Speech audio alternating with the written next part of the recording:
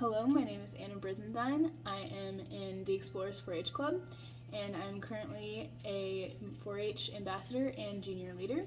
And today I will be showing you a little trick for showing quick breads at the fair.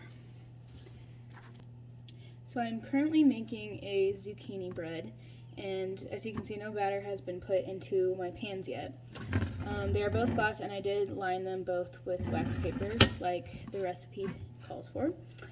But a little trick I'm going to do, and I'm going to show one of each, is when you're spraying these down with your cooking spray or your non-stick spray, obviously you want to spray the bottom like normal. And then basic instinct, and I know because I do this too, is to spray all around the sides, just generally all around. Like, just because you want to get it covered, you don't want it to stick. Well, I learned this from one of the judges at the fair one year, that you actually don't want to spray your pan or grease your pan all the way up around the sides.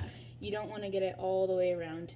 You actually want to only spray it about halfway up the pan because, and I'll demonstrate later in this video with the cooked ones, with the cooked breads, that you don't want a crust formed.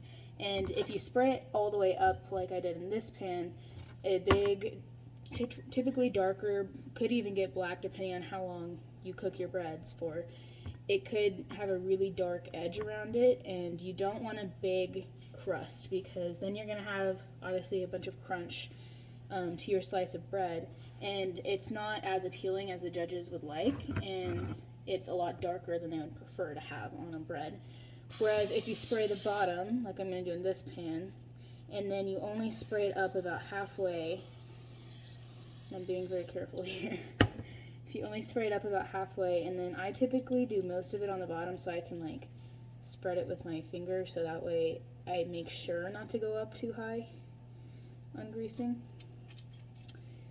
Which you can do, but also you could just get a smaller spout to this, which I have also done.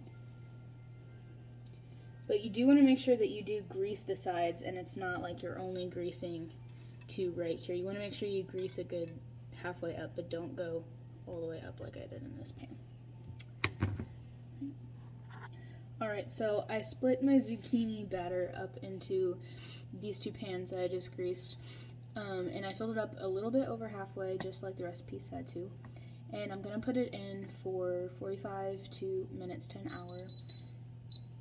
45 minutes to an hour, just like the recipe says to. And they will bake for the same amount of time. I'm going to make sure of that.